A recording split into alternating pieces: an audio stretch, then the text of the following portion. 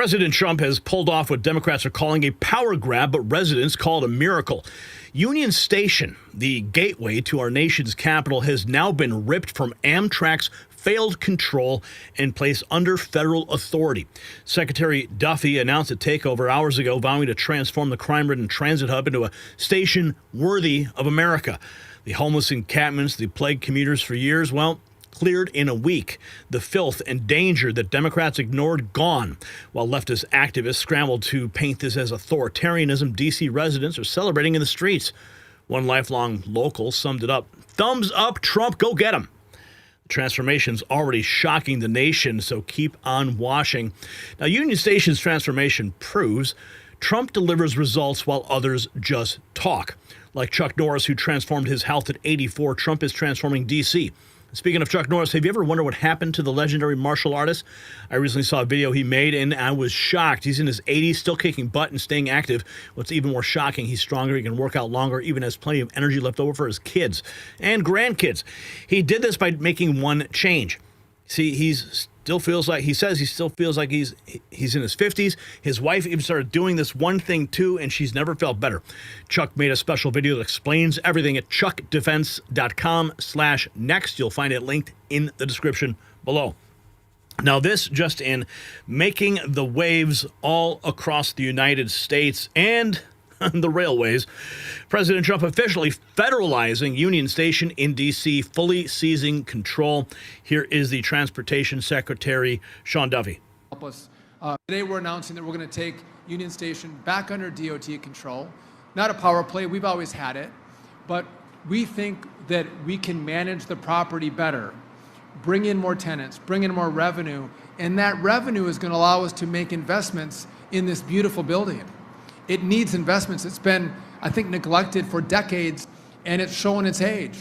And again, we want to make this place beautiful and the premier train station, not just in America, but the premier train station in the world.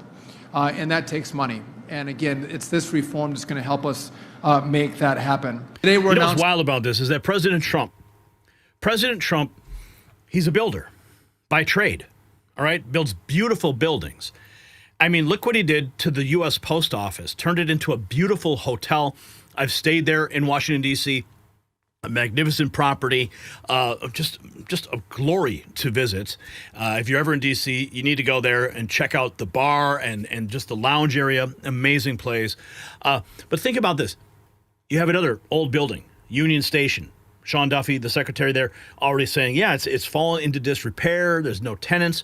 So now you have a president who is a builder, and he's taking a look at this property going, you know what, let's just federalize it, and let's, apply the Trump building mentality to this.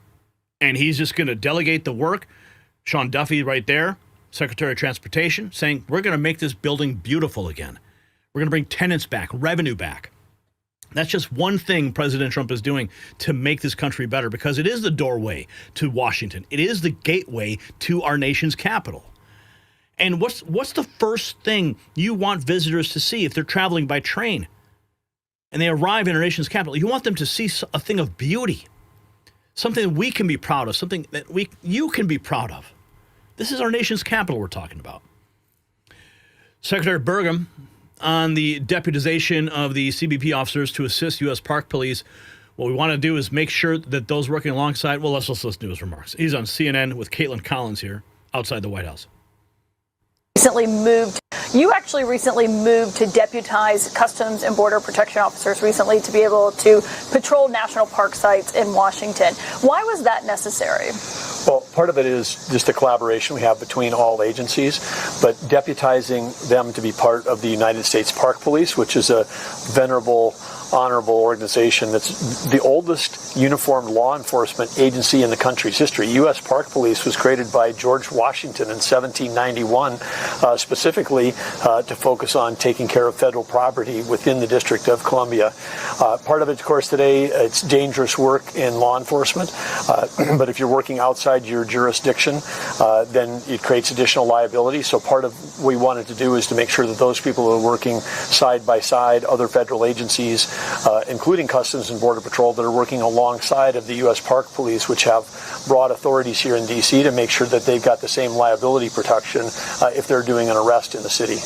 You actually recently moved to deputize Customs and Border Protection officers. That is what we need. We need more people on the streets who are taking control back. Donald Trump, assuming full federal control of D.C.'s Union Station, has taken over Amtrak. Here is more. Here is the transportation secretary on a train in Union Station. To, I think, bring in. What can people expect the changes to be? So first off, DOT owns Union Station, and we've had a lot of partners that we've subleased to or we've leased to. We're going to take it back, and we're going to drive out the homelessness. We're going to drive out the crime, and we are going to, I think, bring in more retailers. I think more customers. It'll be better revenue. And again, this is our capital city. It should be beautiful. Yeah. And the president wants a beautiful capital. I want a beautiful capital. And so this plan is going to make Union Station represent the president's vision of what America can and should look like. Well, Secretary Duffy. Beautiful moment there. Here's more. Let's see. Then we got this one. We're taking back management. Take back control, investment, make sure the city isn't dirty. DOT Union Station is frankly owned by DOT. We are going to take DOT from our partners back under DOT control, and we are going to make the investments to make sure that this station isn't dirty, that we don't have homelessness in Union Station. We want a place where businesses want to obtain leases and set up shop and serve the community of D.C., but also the people that travel into D.C. via train. But also, we want if you're out, you want to go for a great meal, you want to go shopping, you want to come to Union Station because it's gorgeous, it's beautiful, it's safe, it's a great experience. That's what we want to do for Union Station. So, Union Station. Let's see what we have here. Democrats tell you D.C. is now like Nazi Germany in the 30s with soldiers on the streets. But if you talk to actual D.C. residents, they tell you they love the cleanup and they feel safe for the first time in many years. Let's listen to this young man. And they will tell I thought D.C. was going to look like Germany in the 1930s. Isn't that what you guys said? Isn't that what you predicted? But it's funny. If you walk through D.C. now, peaceful, clean, safer. Speak to the residents of D.C., and they will tell you a totally different story. They will tell you that they appreciate what Trump has done and what the Metropolitan Police Department working with the federal government has done, and that they can now take their family out in the daytime. They can now come out to their cars not being broken into. Just overall a better way of life. Why every time Trump tries to do something, the left always try to fearmonger and exaggerate on what he's going to do? I mean, we're still waiting on the change that we were supposed to get when he took office in 2016 and in 2025. So I guess we'll still be waiting for those chains, according to the left.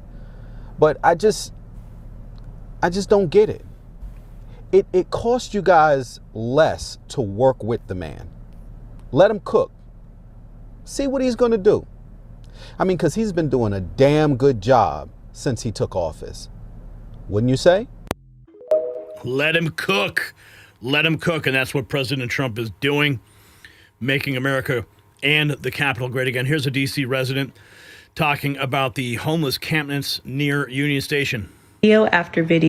So President Trump has not even had control over Washington, D.C. for 30 days. And I have on my For You page video after video showing D.C., specifically Union Station, and how clean and safe it is. People don't understand how big of a deal it is, specifically for Union Station, because there is a bridge, whether it's the bypass, it's either 95, 395, or 495, where the homeless, as well as people who are abusing drugs, as well as the drug dealers, they just squat. It's clean. It's all gone. This was also an underpass bridge where people would throw their waste. So you would drive on the main road, and to the left and right of you is nothing but trash. It's all clean. People don't understand how big of a deal this is, because the Capitol is right there within like a 6 or 7 minute walk. And then also local residents, they did not like walking there, whether in the daytime or the evening. Some people would take taxis just to avoid any type of encounters. And people have been talking about cleaning this up for a decade. And you mean to tell me President Trump hasn't even had control for 30 days and he cleaned it all up? So President Trump has not even had in less than 30 days, cleaning up the whole frickin' place. Here is J.R. Majewski, friend of mine, exposing leftist activist Russell Ellis, a.k.a. Jolly Good Ginger, and his crew for lying to millions of followers. They write here that Elias used a handful of other left-wing veterans as a backdrop, announced they had set up 24/7 operations in front of Union Station to protest Trump's takeover. He also told his base they had launched a fundraiser to support their stunt. Majewski, who's also a veteran, drove to Union Station last night to meet the protesters, only to find that not a single one was there. Ellis and the other grifters, who aren't even from D.C., are protesting the fact that Trump has curbed crime. In over 11 days, not a single person has died from gun violence. They're exploiting the situation for financial gain while churning out content for social media. Once again, leftists show their stunts are all about clout and spreading hate for Trump, not real change. Let's check in with JR. We're at Union Station. This is the veteran sit-in. We have decided as a group of veterans to come here and not leave until the National Guard leaves. This is a military occupation of our streets. There's no fucking veteran lock-in, dude. Jolly Good Ginger is nowhere to be seen. He's been lying to everybody. He's not there. So go to his little GoFundMe and give him money so he can buy fruit snacks and pizza rolls. But he's not at Union Station. I was gonna stop in and say hi, and look, he'll probably be like, "You should have came during the day. That's when we're here." I got a job, motherfucker. I got a job. J-O-B. Got a job. Jobby job. Know what that is? Liberace? Probably not. I haven't had a job. I'm a veteran. Get my retirement benefits. That's probably what it is. So, either way. The liberals, they're probably paying him money because he's their hero. Love it. We're at Union Station. This is the veteran sit-in. We have man, on the street. I love that guy. Oh, man. President Trump has taken full control of Washington, D.C.'s Union Station, citing safety concerns, moving it from Amtrak's hands, expanding its authority over the Capitol to restore order. Trump is going all in. Here we have another D.C. resident, born and raised, describes the joy she feels at Union Station and the kindness she's been shown by the military. Yeah, this is this is Trump's martial law. This is Trump's dictatorship. So right now I'm down here in Union Station, as you can see behind me. Yes. And I walked through Union Station. It was different. See, I'm from DC. I live here. So I can tell you, I can be honest, it's cleaner looking, it's nicer looking. You still have some people asking for money, but they're like only 2 or 3, and they're like right by the escalators. They're not inside. They're not people like zombies on the inside. I was able to take an actual walk around the circle without smelling weird stuff. It's nice.